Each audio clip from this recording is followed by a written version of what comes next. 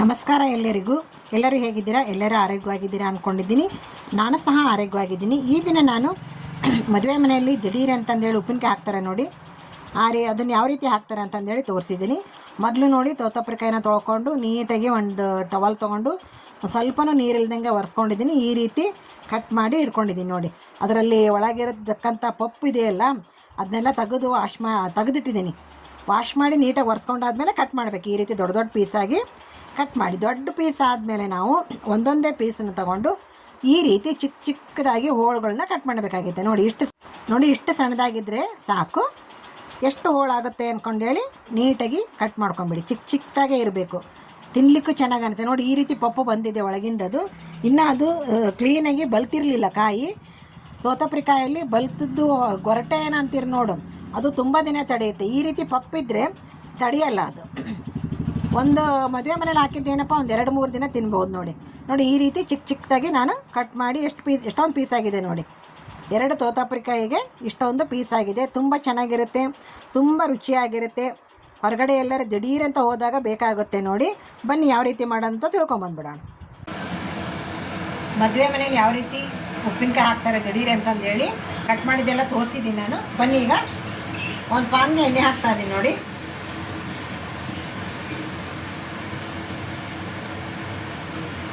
ಎಣ್ಣೆ ಕಾಯಿಲಿ. ಹೆಚ್ಚಿನ ವಸ್ತು ಪದಾರ್ಥ ಬೇಕಾಗಿಲ್ಲ ಇದಕ್ಕೆ. ಕಡಿಮೆ ಪದಾರ್ಥ ಉಪಯೋಗಿಸಿ ನಾವು ದಿಢೀರ್ ಉಪ್ಪಿನಕಾಯಿನ ಮಾಡ್ಕೋಬೋದು. ಇದ್ರ ಜೊತೆ ಮೊಸರನ್ನ, ಆಮೇಲೆ ಚಿತ್ರಾನ್ನ, ಅದ್ರ ಜೊತೆಗೆ ಸೈಡ್ ಡಿಶ್ ಆಗಿ ತುಂಬಾ ಚೆನ್ನಾಗಿರುತ್ತೆ ನೋಡಿ. ಎಣ್ಣೆ ಕಾಯ್ದಿದೆ.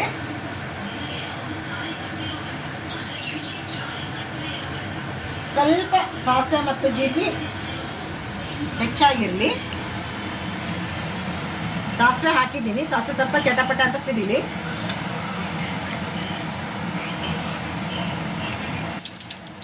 ಈಗ ನಾನು ಜೀರಿಗೆ ಹಾಕ್ತಾ ಇದ್ದೀನಿ. ಸಾಸಿವೆ ಚಟಪಟ ಅಂತ ಸಿಡಿದ ಮೇಲೆ ಜೀರಿಗೆ ಹಾಕ್ತಾ ಇದ್ದೀನಿ. ಹಾಗೆ ಸ್ವಲ್ಪ ಕರಿಬೇವು ಆದಮೇಲೆ ನಾನು ಒಂದು ಅರ್ಧ ಸ್ಪೂನ್ ಆಗೋವಷ್ಟು ನೋಡಿ ಹಿಂಗೆ ಹಾಕ್ತಾ ಇದ್ದೀನಿ. ಹಿಂಗೆ ಹಾಕಿ ಒಂದು ಸಲ ಒಗ್ಗರಣೆ ಒಳಗೆ ಕೈ ಆಡಿ ಸ್ಟವನ್ನು ಆಫ್ ಮಾಡಿಬಿಡ್ತೀನಿ ನೋಡಿ. ಸ್ಟವ್ ಆಫ್ ಮಾಡಿಬಿಡೋಣ.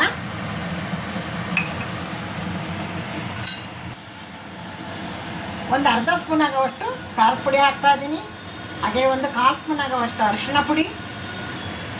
ನೆಕ್ಸ್ಟು ರುಚಿಗೆ ತಕ್ಕಷ್ಟು ಉಪ್ಪು ಹಾಕ್ತಾ ಇದ್ದೀನಿ. ಖಾರದ ಪುಡಿ, ಅರಿಶಿಣದ ಪುಡಿ, ಉಪ್ಪು ಹಾಕಿದೆ. ನೆಕ್ಸ್ಟು ಬೆಲ್ಲ ಹಾಕ್ತಾ ಇದ್ದೀನಿ. ಇವೆಲ್ಲವನ್ನು ಹಾಕಿ ನಾನು ಒಂದು ಸ್ಪೂನಿಂದ ಚೆನ್ನಾಗಿ ಎಣ್ಣೆ ಒಳಗೆ ಮಿಕ್ಸ್ ಆಗಬೇಕಲ್ವ ಅದು. ನೋಡಿ ಘಮ ಅಂತ ಇದೆ ಆಲ್ರೆಡಿ. ಆಗಲೇ ಹಿಂಗೆ ಹಾಕಿರೋದ್ರಿಂದ ಒಂದು ಒಳ್ಳೆ ಟೇಸ್ಟ್ ಬಂದಿದೆ ನೋಡಿ. ಈಗ ನಾನು ಮಾವಿನಕಾಯಿ ಏನು ಹೆಚ್ಕೊಂಡಿದ್ನಲ್ಲ ಫಸ್ಟು ಪೂರ್ತಿ ಹಾಕಲ್ಲ, ನಾನು ಸ್ವಲ್ಪ ಹಾಕಿ ಕೈ ಆಡ್ತೀನಿ ನೋಡಿ. ಇಲ್ಲಿ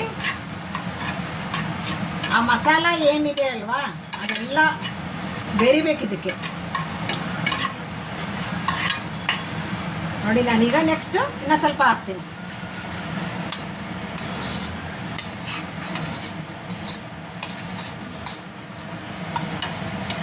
ಸ್ವಲ್ಪನೇ ಹಾಕಿ ನಾವು ಕೈ ಆಡೋದ್ರಿಂದ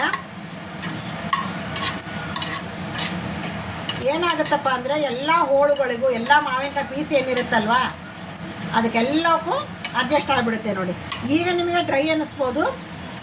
ಇನ್ನು ಸ್ವಲ್ಪ ಹೊತ್ತು ಬಿಟ್ಟು ಅಂತಂದರೆ ಉಪ್ಪಿನ ಅಂಶ ಇರುತ್ತಲ್ಲ ಅದೆಲ್ಲ ನೀರು ಬಿಡ್ಕೊಂಡ್ಬಿಡುತ್ತೆ ನೋಡಿ.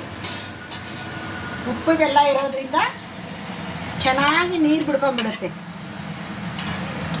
ನೀಟಾಗಿ ರಸ ಬಂದ್ಬಿಡುತ್ತೆ ನೋಡಿ.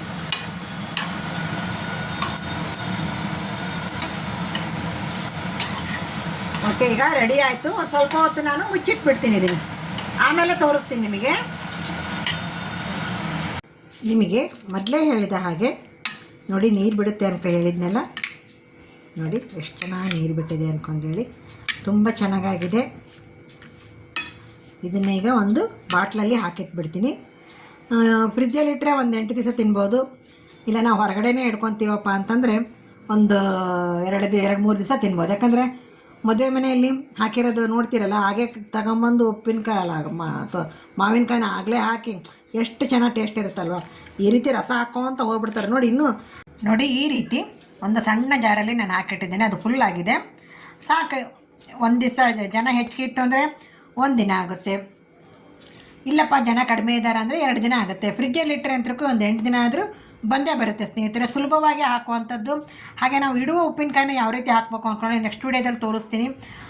ಅರಿಶಿನ ಪುಡಿ, ಸಾಸಿವೆ ಪುಡಿ ಅವನ್ನೆಲ್ಲ ಮಿಕ್ಸ್ ಮಾಡಿ ಬೆಳ್ಳುಳ್ಳಿ ಒಗ್ಗರಣೆ ಕೊಟ್ಟು ಯಾವ ರೀತಿ ಹಾಕೋದು ಅಂತಂದು ಹೇಳಿ ನೆಕ್ಸ್ಟ್ ವೀಡಿಯೋದಲ್ಲಿ ತೋರಿಸ್ತೀನಿ ಸ್ನೇಹಿತರೆ. ಎಲ್ಲರಿಗೂ ನಮಸ್ಕಾರ, ಎಲ್ಲರಿಗೂ ಧನ್ಯವಾದಗಳು.